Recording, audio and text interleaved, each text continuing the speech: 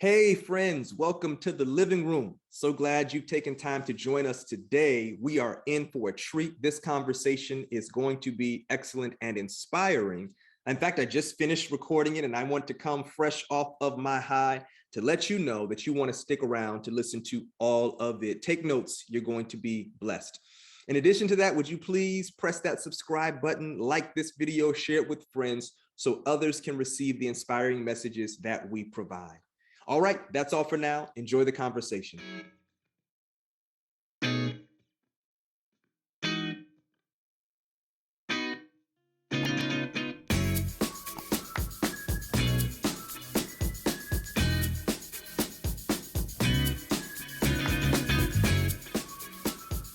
Welcome to the living room where we listen, learn, and live together.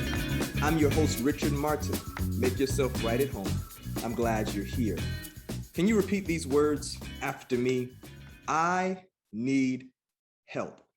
I suspect at least one person didn't say it, so I'm going to give you another opportunity. Repeat these words after me. I need help. In truth, those can be some of the most difficult words to say, not only for you, but I'll admit, even for me. In fact, especially for me. What I've learned in my journey, not just as a brother, a son, a husband, a pastor, but really as a patient in counseling, is that I'm an internal processor. Yeah, I'm kind of sharing the inside scoop on me with you. I like to keep things inside, have it all figured out, and it can be difficult at times to say, I need help. But how would your life be different if you learned to master these with just as much precision and emphasis as you would say please or thank you?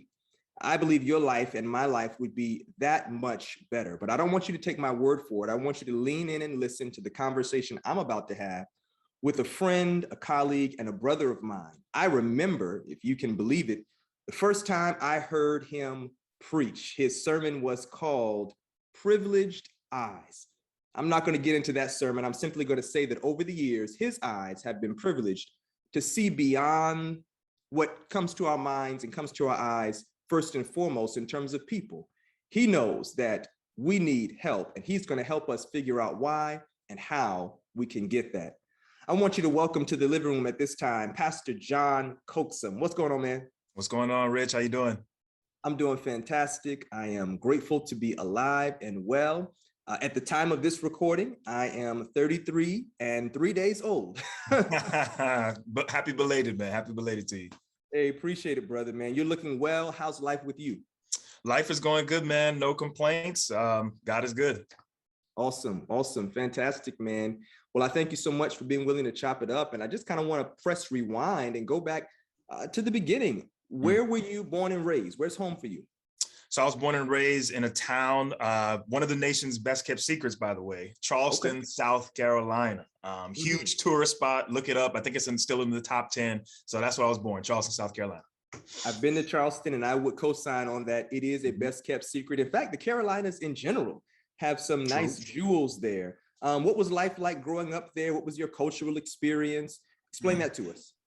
Yeah, so I'm a Southern boy at heart.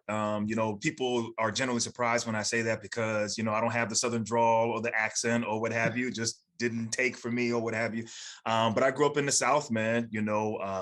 I just kind of remember a random memory, my father always walking down the street and being able to say hi to everybody, you know what I'm saying? Because he knew so many people, and it's common for people to say hi to people you don't know. And it's funny because when I married my wife, she's originally from Philly and grew up in Cleveland. And she's just like, when she comes home with me, she's like, why are you saying hi to everybody? Like, you don't know that person. But there's generally much more hospitality back home in the South. Down home, good Southern values, good Southern food, man. Family was a big thing, politeness, all the things that you would generally kind of put into the Southern category I had in my life. And it was a blessed experience. Sure. I can relate to that. Kyla, my wife, is from Bermuda, and there, waving, speaking, showing manners, whether you are a child, a teenager, or even a senior citizen, it is not just something that is assumed, it's an expectation. Right. And even in the States, having been transplanted by marriage, she still models that, whether we're in a major city, New York, Chicago, places where most people would understand, yeah, you really don't want to make eye contact with most people. Right. She's waving, wanting to engage. Yeah. So that has kind of influenced me as well. And I do understand to a great degree that Southern hospitality and approach to life. And as we converse a little bit more, I think we'll circle back to some of those things. Sure. We met at Oakwood University, formerly Oakwood College. I want to say you were when did you graduate from Oakwood? Was it 09 or 08? 09. 09. So you were a junior my freshman year. Okay. And I think that was the first time I had the chance to interface with you and several others in the theology department. And then subsequently, you and I would have the chance to partner together in some summer ministry activity. And what I've known about you is that you've had, and I think this is relative for all pastors, preachers. If you talk to any one of us, you're bound to get, to a great degree, some unique nuance for our own personal experience. But what I've gleaned and gathered is that if there were 10,000 things you didn't know about life in ministry, one thing that I perceive you did know was that I am called to ministry. Now, I may not know where I'm going to get a job. I may not know where I'm going to pastor, but this is my heart's conviction.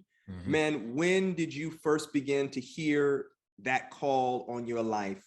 And I just want to kind of, if I could, make an A-B. When did you first begin to sense God's call for you to be in a personal relationship with him? And then the B clause would be, when did you feel that call to ministry, full-time ministry? Yeah, I think it was mostly simultaneous. I really do. And I tell this story a lot. My church has heard it in many sermons, and I'll share it here again. I was about a junior in high school. And around that time, your teachers, I went to a, somewhat advanced school where they tried to prep you for college very early. And they were trying to get us to put in applications and figure out what we wanted to do for our lives. And, most of my friends and other students, they were talking about they want to be doctors and lawyers and, whatever else that they wanted to do. And none of it really appealed to me. I wasn't sure. And I know that my dad would always say to me, son, I think you'd make a great preacher. And of course, I didn't want to do it. I mean, probably mainly because I was like, well, I keep hearing pastors say they don't make a lot of money. And, church was boring for me at that time. So I was like, nah, I don't think this is something I want to do. Denied it for a long time. But when junior year came around and they're pushing us towards college to try to choose a career, I went to my dad and I was like, you know what, maybe I should try this for myself, So I said, well, if I'm going to do this, then I need to know the Bible. I kind of need to know God. I don't know him. You know what I'm saying? My parents did the best they could. And, we had worship every Friday night. My dad and mom, super spiritual, super godly Christian people, but it just hadn't taken the foothold that it needed to at that point. So I remember very vividly, I think my dad was raking leaves in the backyard. And I went to him and said, Dad, I want to give this thing a try. I want to read the Bible for myself first, though, before I commit to it. What should I read? And he was like, yo, you need to read Matthew, Mark, Luke, and John. I didn't know the Bible that well, but I knew that was in the middle of the Bible. And I'm just like, yo, why would you tell me to start in the middle? Why not the beginning or, something else? And he was like, if you get Jesus, you'll get everything else. And of course, it's like, I'm falling back like, whoa, that was deep. You know what I'm saying? And I went in my room. I kid you not, man, started reading Matthew, Mark, Luke, and John. And the words of Jesus astounded me. The wisdom that he espoused to the scribes and the Pharisees and to the people that were following him was amazing. I would begin to write down different texts and verses and commit them to memory. And I would write it down on sticky notes. And there was a window right in front of my desk in my room. And after a while, man, I know preachers have a tendency to exaggerate. I ain't exaggerating here. My entire window, man, was just filled with these sticky notes, man. And I fell in love with Jesus. I remember many days just prostrate before the Lord, honestly, on my stomach in front of him, asking, what do you want me to do? And it became very clear at that point, man, I had a love for Jesus and a passion for him and ministry more than anything else at that time, just in a moment. And I started preaching in church. Little youth days and stuff like that. And then, in the Adventist church, you're supposed to go to Oakwood. I had a best friend who had gone a year ahead of me. So that was cool. I asked him how it was, followed him up there, graduated, went to Andrews, and man, the rest is history. So literally what I like to tell people is it wasn't an evangelistic crusade, but I got converted in my room with just Jesus and my Bible. And it was awesome. Yeah. I would be interested if I had the opportunity just to have even brief conversations with many of our peers, how integral the role of our parents Mm, was mm, in helping us to discern our call to ministry. sure. I can say, John, without any hesitation, that for me, their response was very weighty, Oh, and it yes. was a positive response. I was quite intimidated by the thought. I was afraid by the of the unknown. Uh, I agree. Everyone, myself included, heard about the alleged pastor's poverty. You know what I mean? Yes, So we even as a teenager, that was not attractive for me at all. But when I finally did muster up, I guess what I could call courage and confidence to share with them and confide in them what I was thinking, feeling, sensing. I didn't know words like discernment or anything like that at that time. You know, their response was a lot of things, but the one I'll share is supportive. Yeah. And they literally said, son, anything we can do to support you in this endeavor, we will do. Now, I'm a teenager, you know? And so for your dad, I mean, I'm right there in that conversation, seeing that happen in my mind between you and your dad. You know, that was a critical moment, you know, a major life intersection where a son comes to a father and says, Dad, you know, in many ways, you've probably seen this before I have, right? And have exercised a level of parental patience to let the Lord work on me and develop this in me, so that now that I'm sensing it, you're able to come in and offer just enough affirmation for me to have confirmation that this is God's call on my life. Yeah. No, I totally agree, man. And first, let me just say for the record that, you know, the pay isn't that bad once you're in here now, at least for the Adventist, we're making it, right? It's a blessing. So that's number one. Number two, no, you're correct, man. And my dad actually told me one time, he was like, yo, if it takes us selling the house and moving down to Huntsville to make sure that you finish, we will do it. You know, and my parents weren't rich, they weren't wealthy. But for this, you know, for ministry, I mean, my dad would have done literally anything to see me finish. And today I'm still grateful for that. Absolutely. Yeah. Huge word of gratitude to Mr. and Mrs. Coaxum. They are special spiritual people. Had the chance to interact with them. And so I'm thankful for that. Just a step further then, in your, John, how long has it been in full-time ministry? It's been about, let's see, it's about 10 years, because I started in January 2012 in Cleveland, Ohio. And so January, just like a month or two, yeah, it'll be 10 years, decade, man. Okay. In NBA, NFL, any major league sport, you are a veteran, my brother. Exactly. I would agree with that. Yep. No, in many ways, you really are. In fact, just to let those who may not know, you are actually not only a senior pastor, but bro, like you preside over a pastoral team. And so for those who may not really be familiar with the structural implications of ministry, that does indeed signify that he is a veteran in the game. So what we're about to talk about comes from, again, years of quality experiences. And that's where I want to go, man. Sure. What has been thrilling and exceptional, fulfilling even in these 10 years of ministry? And let's say 10 plus, because ministry doesn't just begin when a formal body hires you. It begins even from that time you said yes to Jesus personally and in terms of call. What has been thrilling and exceptional about this ministry journey for you, man? Yeah, I think one of the things I've discovered about myself lately, man, and which has, you know, kind of guided me into what I'm doing now. I have always loved to connect the dots for people. Okay. I figured that out some time ago, and I realized that that's just where I'm home at, man. I love to take where people are and try to help them get to where they want to be. And oftentimes that comes from spirituality and from it's the biblical perspective that is in the middle. And even when I'm preaching, man, I love to, when I'm doing good at preaching, I like to look at people's faces, man, and just kind of see the light bulbs go off and to see people recognize, that's what that text meant. Or this is what it means for me. And even to this day, Rich, I don't know for you, man, but, you know, of course, we're not doing it now because of COVID, you know, but when we used to shake hands at the door or whatnot, or meet people afterwards or receive text messages, the ones that always stood out are the ones that said, Pastor, you know, that was for me. Yeah. Or I needed to hear that, not just good job, which, by the way, I actually hate that statement, good job. It's almost like I'm performing, right? I want to have meaning. and I want to have significance. I want depth to what I'm saying. And I think that's been the most fulfilling to me, to see young people, kind of be like, you know what, I'm going to do this because I heard what you said the other day, Pastor Coaxum. I needed to hear that. And I'm going to make a change right here in my life, or I'm going to order my life in this way so that, God can be pleased with me, whatever that is. I love connecting dots for people, even through pastoral counseling.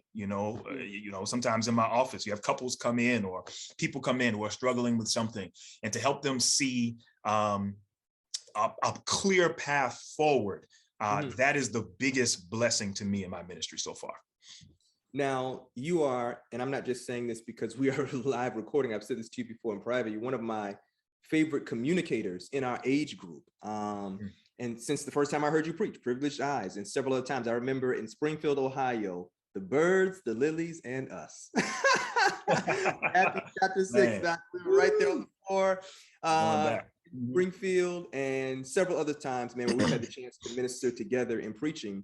God has blessed you with the gift of practical communication, to take this ancient body of literature, this word of God, which was composed, how we thousands of years ago, has been preserved. People are wondering in 2021, what does it have to do with me? And when I've heard you over the years, you make it a point to say, and here's what it has to do for you. Who were some of the communicators that influenced you in your journey of preaching and speaking? I've always loved C.D. Brooks. Actually, I received a letter from him, man. I'm ashamed to say, but I framed that joint, man. I framed it because don't be ashamed, Doc. It's okay. I mean, I applied for some scholarship in school, and he was over it, I think it was a C.D. Brooks preaching scholarship or something like that. And he sent me a letter with it, and I just framed it. Like, I just always loved his command of the English language. I think to have that wealth of a vocabulary bank, a vocab bank, where he could just pull from at any moment and make things clear. I thought that was powerful. Myron Edmonds, and I praise God for him because he was my mentor as well as my senior pastor. And I had no idea that I would have the chance to work with him coming out of seminary. And he is extremely practical and extremely real. And so that has been, a blessing for me. I think nowadays, whom I love, if I can go there, man, is Pastor Deblier Snell. That's my boy. And then Wesley Knight, you know what I'm saying? I think those two guys in my head right now are just kind of running neck to neck. It's not a competition or anything, but just in terms of preachers that I love to listen to, that I feel can really connect with people. And again, I love connecting the dots. Man, I love these guys, and I love what they're doing. Sure. Man, I couldn't affirm all of the names that you've mentioned even more. And please believe we could go on and on. To the nuances of the unique contributions of each of these names and several others. Sure. I wanted you to share that to give a backdrop to, ministry and life really has a lot to do with us coming into our own and trying to kind of discern the placement of all these different influences in our lives. You know what I mean? And so, now that we've talked about that, we kind of want to look at the other side. So we talked about the thrills, the exceptional experiences, what has been meaningful in terms of connecting with people and helping them connect the dots in their lives vertically and horizontally. We all know that two sides to every coin, a swinging door swings both ways. And so the reality is, if this is the case for any other profession, it's also the case for pastoring, that there comes a point in a minister's life where he or she realizes that there are some unforeseen realities, some unexpected challenges, if I can use that word. When do you begin to see these and experience these things for yourself? I think, when I was with Myron, the buck stopped with him, because he was my senior pastor. So I can get away scot-free with anything, you know what I'm saying? It all goes to him, all the blame, you know what I'm saying? And he told me that. He said, that's just where it's going to be. I think when I got to my first district, and by the way, when I started there, I had 4 churches. So I had 2 main churches, and I had 2 companies that were starting. Okay. And that was a lot. And each of them were 30 minutes away from each other, or 30 miles or something like that. And so that was tough. I think it kind of began there, because I was in control now, right? And I think what, for those who don't know, the Adventist Church is kind of democratic in the way that we do things. The members get a say so. In other denominations, the pastor's word is Right. law. I mean, that's pretty much it. And you don't come against him. Well, our members don't necessarily subscribe to that. I'm not saying they're bad, but they believe that they have a voice, and according to the manual, they do. So, it's some things that I wanted to accomplish, they didn't necessarily agree with. There were times where I just wish people would just not challenge me at all, and I could just go and do the innovative thing that was in my mind and what I believe God had put on my heart. And I got stopped many times for it. And I don't want to make them seem like they were unchristian or unholy or ungodly or anything like that. They just had a difference of opinion and preference. And that was really, really tough for me, because I had visions of where I could take the church. I had dreams of what I believe my church could be. And to see, certain people maybe stand in the way of that hurt me. And I think for a while, I became very disillusioned with the church, it maybe even jaded a little bit. Also, too, if I could back up for a minute, when you first come out of Oakwood, some people, especially theology majors, man, we have these delusions of grandeur that when we make an appeal, like thousands of people are going to come down the aisle, man. Come home. You know what I'm saying? And bow down at your feet, and your name is going to be in lights, and CNN is going to interview you, and you're going to be praying for the president at the prayer breakfast. And that's, it's just not reality all the time. And so that, I had to grapple with that as well, because sometimes you make an appeal and nobody comes. There are times you're preaching and nobody says amen, or someone in the front row is falling asleep and you think this is your best sermon. And by the way, I don't know if you've ever had this experience where it's like the sermons that you think are the greatest are the ones that people don't necessarily rap with, but the ones you're just like, this was all right. People are just like, yo, that was a word. There may be something we could talk about there later. But yeah, man, I think all of that started for me when I got out there on my own and tried to make it work, and realized that everything I saw in my head, I could not accomplish in reality, because I had to go through that process of going through the church. Sure. Man, first of all, I cannot go back and take each part separately how I want to, because at each installment I'm like, yep, that's true, let's talk about that. That's true, let's talk about that. But I do want to just draw a circle around this. Sure. I do think that one of the things we as pastors and preachers encounter very early on, well, let me go back. First of all, I think in many ways we can be set up, and that you alluded to this, right? Whether you went to a premier boarding school in high school, or whether your first kind of foray into all this is your collegiate experience, whether it's Oakwood, Southern, Washington Adventist, you name it, Walla Walla, Andrews. These are often in, if they're not in major city centers, they themselves are their own kind of cities. We'll often hear people say this in a bubble on its own. And it's true, you'll have premier ministry, ministers, guest preachers coming in, high caliber and quality ministry, almost like a major machine. And we're just breathing in that air. Like you said, all of these images begin to come to mind. One day we will pray at the prayer breakfast. Literally, we're thinking right. Yeah. And then if we have the opportunity, like you and I have, and several others, to be an associate first, which I thank God for, it's a blessing. To be able to kind of stand in the shadow of Elijah, as it were, and watch him or her operate, who've been in ministry a little bit longer than we have. Even that is just like, And then the first time we step foot in what for many persons is a multi-church district, maybe in a smaller segment of a state or something like that, reality hits, and you find out very early on. For me, it was very early on that we are not in Kansas anymore, that this is a new experience. This is quite different. Sure. And it can be culturally shocking. And what I've experienced, and I'm speaking about myself, and I don't know if others will be able to resonate with this, all these different kind of transitions, out of all the things they can do, they can really allow your insecurities to surface. Oh my. So brother, when you said making appeals, man, this is my boy. He knows I love him. So in no way, form, or fashion is this picking or targeting him. I'm just saying I've seen God use this man's ministry in major ways and seen people literally come down to the altar in tears. Dr. Myron Edmonds, man, I've just sat under you where his associate. There have been moments where it's just like, what is happening right now? What's really going on, right? And that can easily translate into your own preaching moments. And you're saying, I've just poured my heart out. this has been spiritually, emotionally, and physically expiring.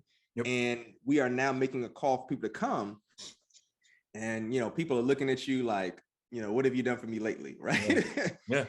Yeah. And again, if one is not secure, and I suspect that if we're honest, every pastor preacher would say to some degree, we wrestle with that. Mm-hmm. You can say your amens, you can say to God be the glories, but on that drive home, 1,000 different thoughts are going through your mind, right? Mm-hmm. This wasn't a question that I provided in advance, but okay. I just want to kind of go here.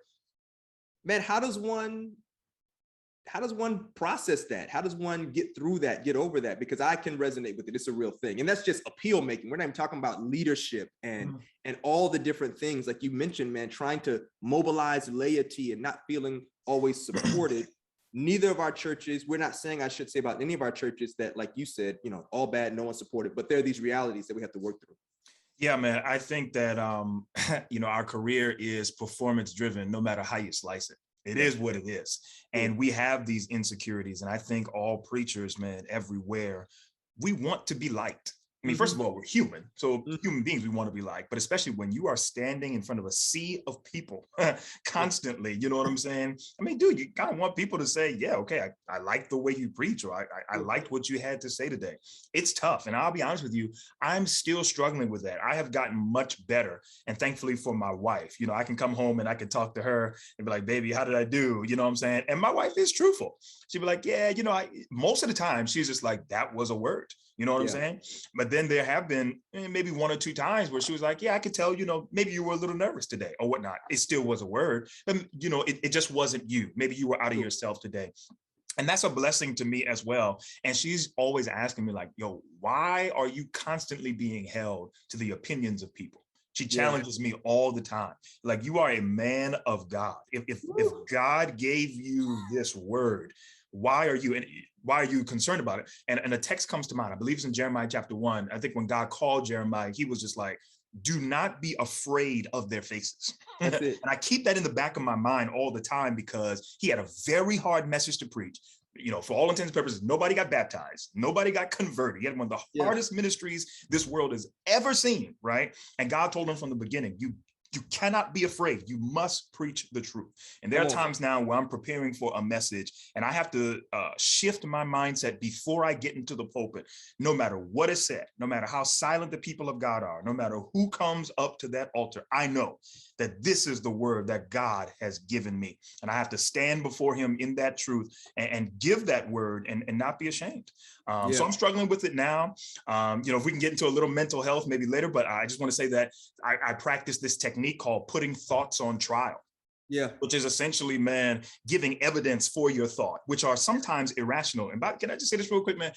Take your time. We, as preachers, man, we perceive ourselves as more anxious and less than people in the audience do, right? Wow. They're not even thinking about that. They're just really, for the most part, people are there to just kind of try to get a word, get something to take home with them to last them over the next 7 days. You know what I'm saying? We are the ones who put the pressure on ourselves. So I try to take these irrational thoughts of, man, they think I'm a horrible preacher. Like, dude, this is one sermon out of thousands of sermons I've preached already. How can you think people think you're a bad preacher? This is crazy. And then think about all the times where people have come down, where people have said, I've enjoyed that message. Why in the world are you minimizing your entire ministry, an entire pastoral calling, anointing, and whatever else to one moment or to one sermon? No, I can't do that. I can't minimize God to that. And so I put my thoughts on trial all the time. I argue for it. And at the end of the day, more often than not, I am acquitted. I mean, I am acquitted, man. You know what I'm saying? And I recognize I have done what God has asked me to do, and I can move forward to the next Sabbath. You know what I'm saying? Yeah. So, Let's go there right now, man. Okay. Yep. There is an intersection between theology and therapy, or so you espouse. As we say that, there are some people whose defense mechanisms have already gone up, right? They're saying those two are mutually exclusive. They do not intersect. And I want to welcome you in now to just kind of, stand flat-footed on this platform, brother. Why do you believe that theology and therapy can and must coexist? Yeah. First of all, I just want to stand and say unequivocally that they are not mutually exclusive. The whole point of, the Bible and what God is doing, Jesus going to the cross, the gospel, is ultimately for healing, right? And restoration. And at the end of the day, I believe that counselors, therapists, psychologists, anybody in the mental health field, and many other professions as well, but since we're talking about mental health, I believe we kind of operate in that category of people who have the gift of healing. I think it's a gift to be able to listen and to understand what people are saying and parse through it and help people navigate the turbulent waters that they're struggling with right now. And so ultimately, God is the wonderful counselor. If we go back to the word, that's what he was called. He is a healer. And by the way, when you go to the word, I'll say a couple of things here. One, and you know this, that the word says that we are transformed first by the renewing of our minds. That's intentional, brothers and sisters. We cannot leave that on the table and just say, okay, that was a good statement. He's intentional about that. I heard TD Jakes say it one time, and I think it's powerful. He said, man, you can't do anything unless you change your mind first. You can't do anything. There's nothing that you can accomplish. He said, in order for you to lose weight in your body, you got to lose weight in your mind first. I know, right? Like, dude, your will must be conceded to it. You must be converted and convinced of it right here in your mind. And if that is the case, then we also have to make intentional efforts to focus in on the mind. Also, too, when we read the Bible, more often than not, first of all, mental health is all over the Bible. Sure. It is everywhere, practically in every single book of the Bible. And even some of our favorite biblical characters, and I know some people may not receive this today, they struggled with mental health. Right? There was a book I've been reading, and I reference it all the time, called Grace for the Afflicted. I believe by a Christian psychiatrist or psychologist. I think he's a psychiatrist though.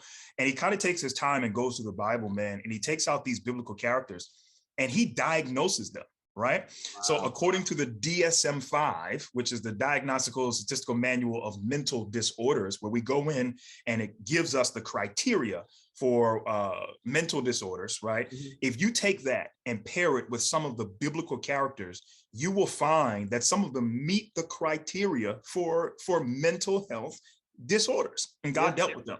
Elijah, for example, clearly he had suicidal ideation, and God comes to him and instead of preaching a word to him, what does the Bible say? He gives him something to eat and lets him rest. Come on, okay? So it's possible that dude, if you go to that book, he kind of talks about how, man, you could easily diagnose Elijah with major depressive disorder. David as well. You go and you look through the Psalms where he's constantly, I don't want to say complaining, but he's, exactly. The highs and the lows of life, but a lot of the times, a lot of lows. He may have had major depressive disorder. Saul, bipolar disorder. Samson, antisocial personality disorder, which is a total disregard for laws and rules. We could go into this all day, but there is a lot of mental health in the Bible. And I think these two things have to operate the same space.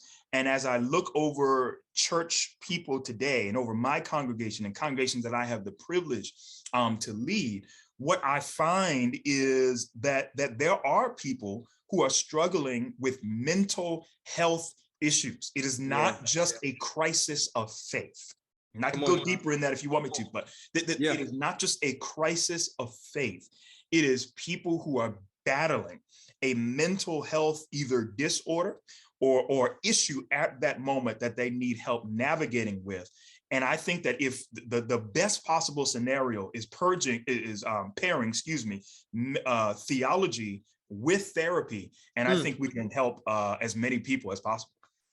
Yes, please do unpack that a little bit more, because I do think we kind of start, when I say we, maybe people of faith, the community of believers, often begin and end with, this is a crisis of faith, and the resolution then, or solution, is something that's going to be reading scripture and praying at the all night, all weekend prayer meeting. Why do we feel that way? If you can provide maybe historical perspective of some kind, or even cultural perspective. And then I want to merge that with the next question. How do we make a turn? There's someone listening right now and they're saying, you know what, Pastor John, Pastor Coaxum, that's me, and I'm not discrediting, they're saying I'm not disqualifying the value, irreplaceable value of the word, of connecting with God through prayer, of having believers surround me in intercession. But I'm quite fearful maybe of the therapy side. I don't want to go to counseling. I don't want to unveil the secrets of my life, open up the caverns of my heart to persons that I don't know. Why do we think it's a crisis of faith only? And how does a person make a turn? What are some practical steps a person can take to say, you know what, I need more of the therapy side of it in my life and not just theology? Yeah, good questions, man. So I'll start here first. When you read the Bible, it's rare by comparison, right? That God shows up in front of somebody and talks to them directly. But more often than not, watch this, God sends someone. Okay. God. Even to David, God sends a prophet. He could have easily talked to him. He could have sent an angel. He sends someone to talk to him, someone on his level, with similar experiences in his life, who could talk to him from a human language. And even Nathan himself. I mean, you could really argue that this is kind of like a counseling session. Man, he uses an analogy or a metaphor and helps David helps him come to awareness that he has done wrong. He literally connects the dots for him and helps him. And so much so that David breaks down in that moment, and then his faith is restored, his righteousness is restored, and all of that kind of stuff. So God does that himself in the Bible. So we should not be afraid of therapy. Also, too, something that I first heard from Dr. Jason O'Rourke. I don't know if you had him on yet or not, but my man, a scholar in and of himself. Yep. And he used this term that has stuck with me that I went and did some research on, called spiritual bypass. When I didn't know what it was, and I went and researched it, and I did a whole series on this on my therapy and theology page on Instagram. But spiritual bypass is essentially this thing that we do, that we are hesitant and we ignore the real work that needs to be done in our lives and in our minds, and we subjugate that for prayer and for Bible study. In other words, we tend to think we can pray everything away. We tend to think we can praise our way out of this. And your boy, listen, I believe in praise. I know you do too. We tend to think we can worship our way out of things, when sometimes there is deeper work to do, and we are afraid of that. And culturally, especially for African Americans and African American Christians and Southern African American Christians, where I'm from, man, you talk about therapy and counseling, there's like, yo, no way. There is it is a huge taboo. And spiritual bypass teaches us, man, just pray about it. Well, some things, you need to do a little bit more than just pray it away. There are times where even in the Bible, it talks about reconciliation and restitution and confession. And there are certain actions that need to be done. Sometimes we need to take inventory of our lives. We need to go down the list and begin to figure out what is going on, or even diagnose an issue so that we can come to an awareness of what it is. There is real work to be done. And I think church people are afraid, man, to do that, because here it is, they think they're cheating on God by going to a counselor. Okay. Whoa. They think they are committing adultery, all right, by going to someone else and giving their problems, when God should solve this. But at the end of the day, do we not see God, not only in the Bible and in our own human history right now? Do we not see God sending people to help us through a difficult time, right? Do we not see God, allowing people to speak in our lives? God speaks to a person, and then that person speaks to us. So I don't think we should be afraid of that. And, I don't want to talk too much, but I will say this too. The Bible talks about, even in James, man, confess your faults one to another. That's what the Bible says. See, we don't even like to, we quote the Bible, but we often don't like to really take in what it actually means. And I'm not saying you got to go to your counselor, right, and confess all of your sins. But if this is someone who is gifted in this area, duly licensed, right, and an ethical person, then I see no problem with you unburdening yourself to this person and allowing them to help you through a difficult time. I will say for me, man, that there are three things that I think are important in counseling that I hope will make it easier for people to want to experience it. Okay. These are my three things. I'm gonna get a shirt made with these three things on it too, because I think it's important. Right. So here's number one. Number one in counseling, man, the first thing is hold the space. Okay. There is a statement we use in counseling called hold the space, which is people are allowed to come into this office and be who they are authentically. Period. We call it unconditional positive regard, right? We automatically believe that this person should have the ability to be themselves, and we will look at them positively and not judge them. And sometimes you can't get that in the church, and many times you can't even get that in your own family. Okay, we believe that we hold the space for the person; they can be themselves. I mean, they want to come in here cussing and doing whatever, which I have clients who have done that. I mean, it is what it is. That's how they're feeling at the moment. It's not my job to judge them. Number two is to empathize, right? Which is to try our best to see it from their perspective. Not to judge them and not to look at them from a lofty view. But if they're telling me that they're having trouble with their wife, or they're having trouble, with this temptation or something like that, my job is to try my best to step into their shoes, to see it from their perspective. And then finally, here's number three, clear the path, right? In other words, there are stones and boulders and hindrances and impediments in the way. And my job as a counselor is not to really tell them where to go, but to take their goals, right, where they are, where they want to be, and help remove the boulders that are in the path right now. That's my job, is to help just move stuff out of the way. Can you see your way clearly now? Can you understand where you want to go? Okay, how do we get there? It is a beautiful process, man. And I mean, for me, and you said you were in counseling as well, man, when you sit in that chair and you get to unburden your heart and your mind to someone, it is such a freeing experience. It is a blessing. And I declare, you ain't cheating on God. You're helping yourself. Yeah. Hold the space, empathize, and clear the pathway. As you were sharing these 3 steps, and I will purchase that t-shirt. So, drop the merch. I got you. Go ahead and drop the merch, man. Yes, there were not only Bible stories that came to mind, particularly in the Gospels. I think of Jesus's countercultural conversation with the woman at the well. Ooh, yes. How those 3 are in my mind, as you shared them. I wasn't familiar with the terms, but as you shared them, I see them right there in John 4. Absolutely. And even her being disarmed by it. Are you dare allowing me to be myself in all of my fullness, my reality? I would dare say, even in his interaction with the disciples, there are aspects of questions that are raised to allow them to come to self-awareness. Peter probably always is, exhibit A when it comes to that, very outspoken, very self-confident, but definitely had insecurities that he was trying to manage. I will go to death with you, Jesus. I think in many ways, maybe wanting Jesus to affirm him and stroke his ego. And Jesus was like, bro, you gonna fall, dude. Like you're not yet complete. And so even with us, I think that there is a very real, when I say us now, I'm speaking specifically to pastors. I think that there is something to come to terms with, to say, yo, your best self may not necessarily come in the academic halls. We all go pursue higher education that has its place in place. I'm in a program now, you're in a program now, right?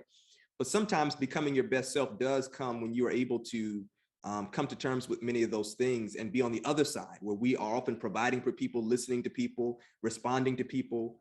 You need to flip that. And I consider myself to be, by way of experience and advocacy, a mental health supporter, specifically for those in our tradition and in our profession, because John, you know this, we have seen too many check out. This is not a criticism at all. This is just an observation, because we all share the blessing and burden of this thing, and it hits many of us differently. Check out. Sadly, some people literally, have just succumbed to the pressures of life and ministry, as well as other things. And, they've taken their lives. Others have maybe not taken their literal life, but have sacrificed their professional life and their personal lives, right? And again, I just want to reiterate again, that is no judgment, because I don't think any of us are beyond being susceptible to just, no temptation is uncommon, right? Everything is out there. We are all liable to trip or fall or any number of things. So as an extension of therapy, you're a therapist. Well, I want to be correct, because I've talked to some people before and they say, well, am therapists in training or therapists? You're a therapist, you're a pastor. So I'm nearing the end. I'm in my internship now, this Master's of Clinical Mental Health Counseling. But Sure. yes, I think from the pastoral perspective, yes, absolutely. Yes. I can claim pastoral counseling and therapy in that area. But Sure. until we get the degree, basically, ethically, we try not to say we're therapists, but we are. At least I am, at least from the pastoral side. Absolutely. Sure. Yeah. And I think those listening and watching will get that. So Sure. as a therapist, what are you doing as a pastor for your own Mhm. personal self-well-being, self-care, man? What are some practices that you employ? Because I want people to know this is not just pontificating. You're not just theorizing from books. You're saying, hey, in my own life, having interacted with, some of the challenges in ministry, we haven't even talked about family, just personally, man, how do you attend to body, spirit, and mind for Pastor John Coaxum? Yeah, good question, man. I think, the first thing I'll say, and this is kind of hinging the previous question, is that, when we have an issue going on in our body, most people have no issue going to the doctor because we want to be healed. You know what I'm saying? We have something wrong with our car, we go to the mechanic. We have something wrong with our pipes, we go to a plumber. We go to the experts. And I feel as though how much more should we do that for our minds when we are having irrational thoughts or ruminations, or we're having hallucinations or even delusions in our own mind, which is more on the severe side. How much more should we seek out help for our minds? There should be no taboo or stigma there. But for me, man, self-care is huge. I will admit, I am not the best at it, even as a pastor and as a leader. And as a soon-to-be a professional mental health counselor, I'm trying my best. But a couple of things that I'm trying to do, I do try to work out. The gym is like my happy place for me, man. I remember at Oakwood, dude, I was like working out like every single day. I had huge upper body, very small legs or whatever, I love the bench, man. But now, man, I love cardio. And I know you're into marathons and running and stuff like that. There's something called runner's high, which is real, bro. There is a euphoria where hormones are literally dumped into your system and you feel good. And so there's something special about going to the gym and get on that treadmill. I'm only at 2 miles. I'm not like you, Rich, okay? I do about 2 miles at a time, man, but I love it. Having that sweat, I get to clear my mind, put in my earphones, listen to my boy Fred Hammond from time to time. I love him. Listen to Sports Center and just clear my head. Getting out of the home and getting away from the church is beautiful. Number two, one of the things I've started to do is to kind of try to turn my phone off at night. So for pastors, that is hard, man, because you're immediately thinking someone is going to need me, right? There's going to be an issue. Someone is going to die. Someone is going to be hurt. But I think we all need to ask ourselves the question, if somebody dies, what are you going to do? Do you plan on raising them from the dead? I mean, do you plan on going to the hospital and what are you going to do? Seriously. All right. Now, I mean, there's no problem if trying to help, but at the end of the day, you need sleep. And so turning off my phone, and my wife will tell you for a long time, my phone, I have it right here in my hand, is an extension of my body, man. It's just always there, dude. I'm always checking it. You know what I'm saying? So I try my best to turn it over, especially when I'm with my wife, and to turn it off. Number three, man, having friends and colleagues that you can talk to and really share. So like, going to Pelt, unfortunately, I won't be able to be there this year, but I'll be there online. But that sacred gathering of pastors, of people who can understand what you're going through. You know what I'm saying?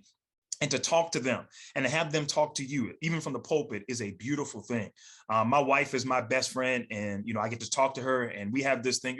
I can share my heart with her, and she can share her heart with me. That's beautiful too.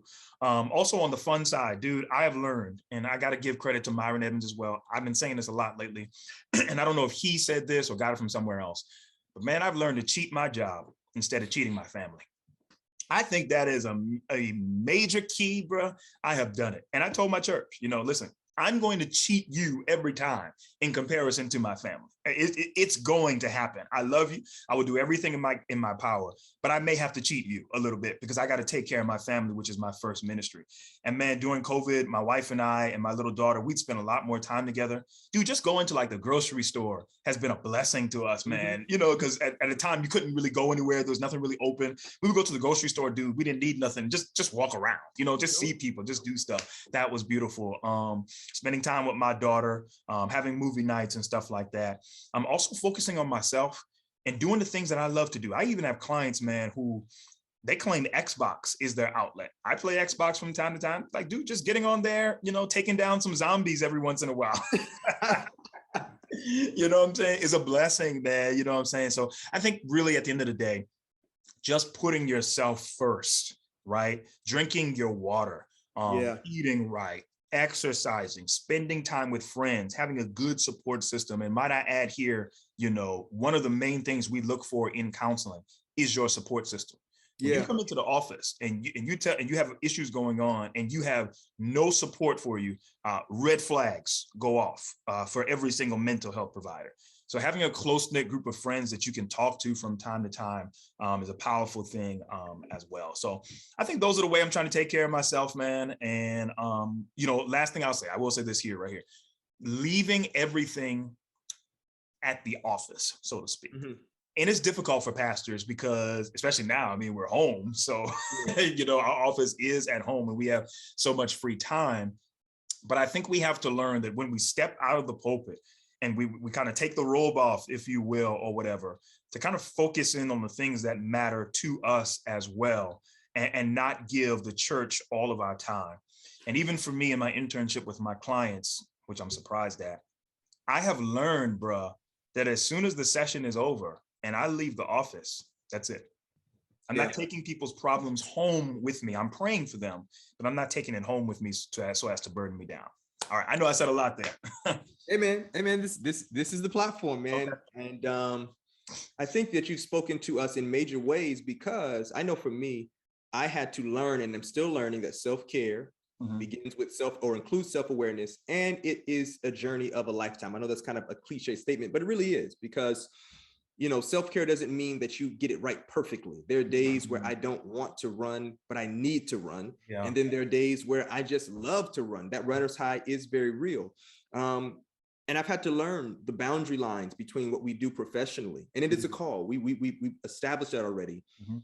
But I think our families deserve boundaries. There were times where early on in ministry, man, if I encountered frustrations on the weekends at church, or even during the week, because Kyla's my confidant, my best friend, because, she is a safe space and person for me, without really thinking about it, I would kind of begin to just share all these things that are going on, not breaching confidence, but just saying, hey, can you believe this happened today? And oh my goodness. Yeah. And in many ways, what I had to learn was like, that could be unintentionally impacting her Sabbath experience. Sure. You know what I mean? That has nothing to do with her. So I appreciate you sharing those boundary lines and the practical applications that we can make in our lives.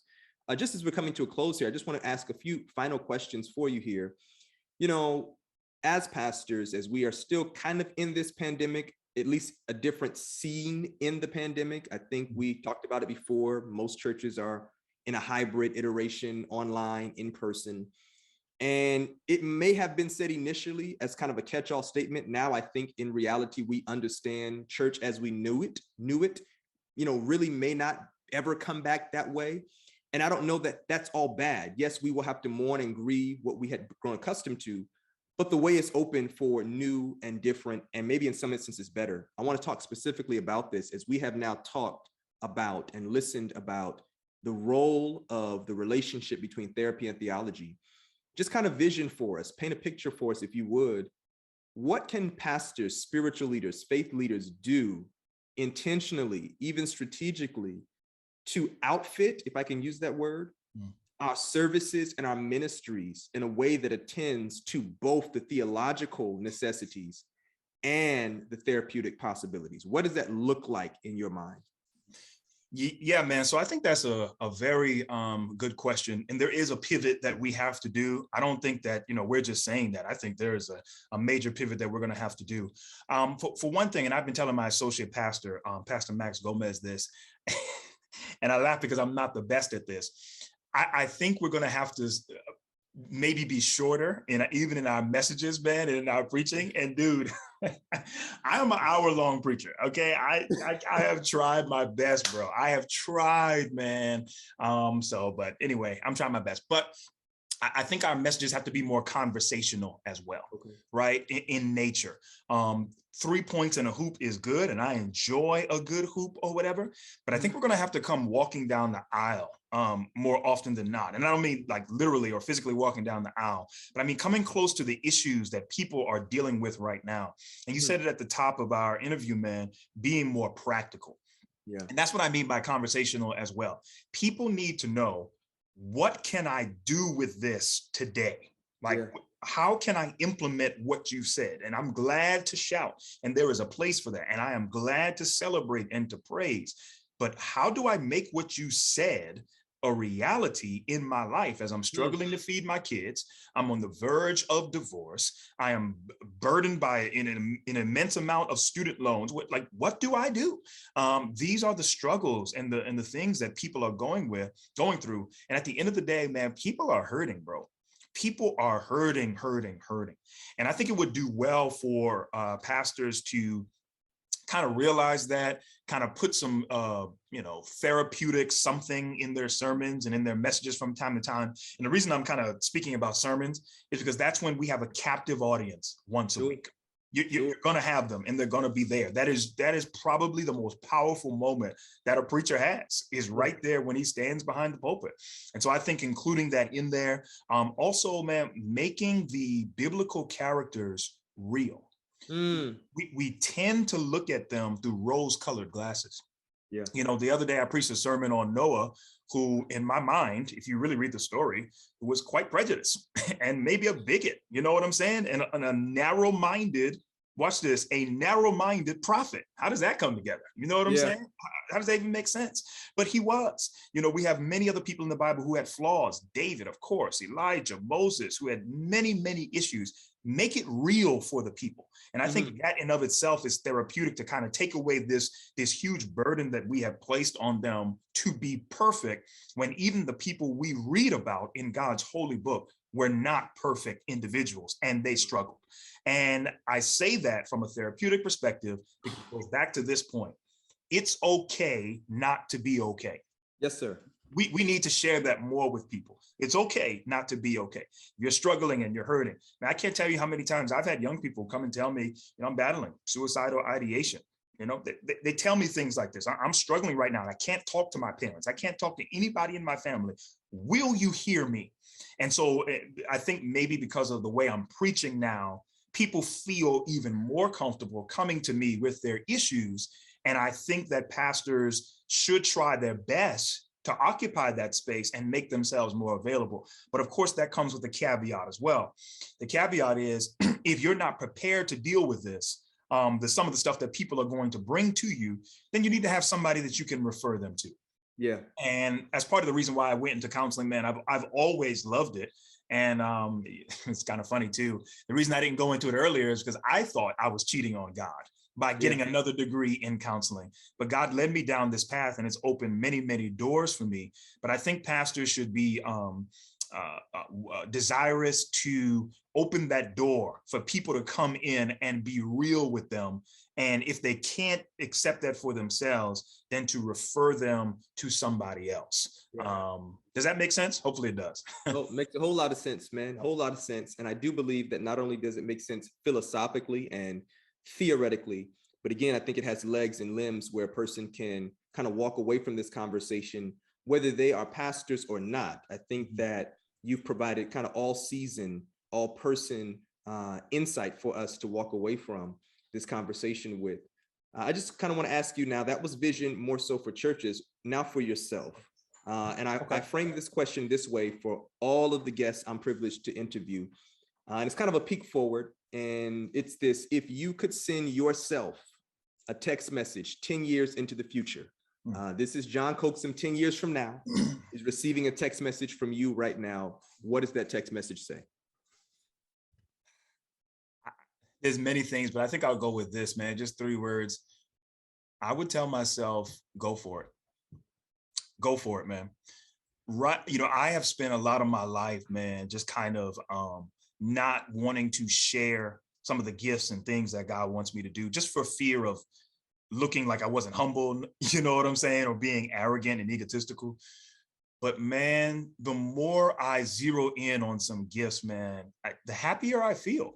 And sharing the things that God has given me to do. And one of the things I forgot to mention, man, is I like cutting hair now. I didn't know that I would like it as much. And I'm actually pretty decent at it. I like it. I see you. It's therapeutic for me, man. I like doing it. I like writing. I've written 3 books already, man. You know what I'm saying? I think I have some gifts in the podcasting field. I tried that for a little bit, man. There's just so many things that I want to do.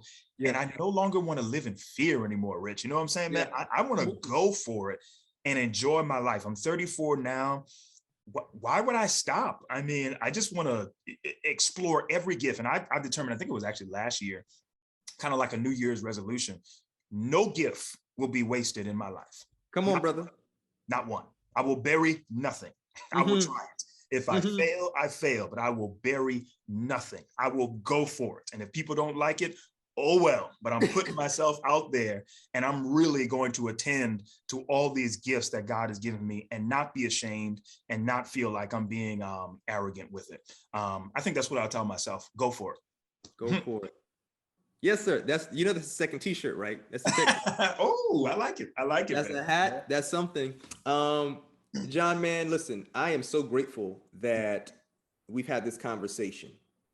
Now, by far and away, more than that, I'm grateful that our lives intersected. Amen. It's a blessing and a privilege to have seen you grow a ministry. I've been blessed to have big brothers in ministry who are not so far ahead of me in life or ministry, so as to kind of be out of touch. And so I'm thankful for that.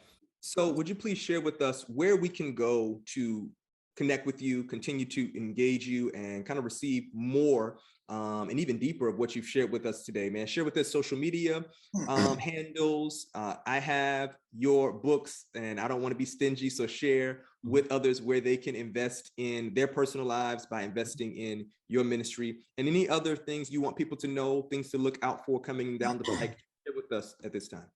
Yeah, man. So I think the best way to kind of get everything is first to go to my Linktree /John Coaxum. But I do have, I have Instagram. That's my personal page is Coax Up Close, COAXUPCLOSE. But my therapy and theology page, which is kind of taken off, people are really liking it, and I'm enjoying it as well. It's just called Therapy. The little underline sign and theology, and you'll see it there. And I kind of do series from time to time and pair scripture with therapy, religion, and psychology, some of the things that I'm learning in the books that I'm reading, and just kind of, man, giving you a look at where theology and therapy intersect. And I'm getting kind of nerdy with it, man, because I love it. I feel like a big nerd, but I just love it, man. It's awesome. And people are enjoying it as well. You can also get my books. Got some over here at Amazon, as a matter of fact. So you can go to Amazon. My first book, man, that I really, I stand by it. And I didn't know that it was going to have so much mental health in it. This was actually before I started my mental health journey, which is getting this Master of Arts in Clinical Mental Health Counseling. It's called Out of Egypt, Leaving Chains Where They Belong. And you can get it on Amazon. And basically, man, the tenet of the book is that as the children of Israel are coming out of Egypt, man, God prepares them for the nation that he wanted them to be. And there's actually, I found in my study of Exodus, 13 chains, 13 boundaries or impediments that God wants to free us from in our lives. And if you go in this book, I promise you're going to be blessed from a theology and a therapy aspect. And this one is kind of like more for preachers, man. When God Calls. I wrote this, man, early on in my career. Some people were like, you sure you should be writing that? Like, you're still young in the game too. It's true, but I didn't want to go so far and not be able to reach back to my brothers in ministry. Yeah. And so this kind of looks at the first chapter of Jeremiah and gives them everything they need. When God Calls, 40 things you need to know before you answer. And I also have a preaching primer book, which is kind of like a bare bones skeleton of how to just craft a sermon. Somebody asked me to do that. It's like an ebook. You can find that on the Linktree. But come follow me on all those platforms. Website will be up soon. And man, I look forward to like finishing this degree then, so I can have that up there as well and put an LPC behind my name too. Yes, sir. Yes, sir.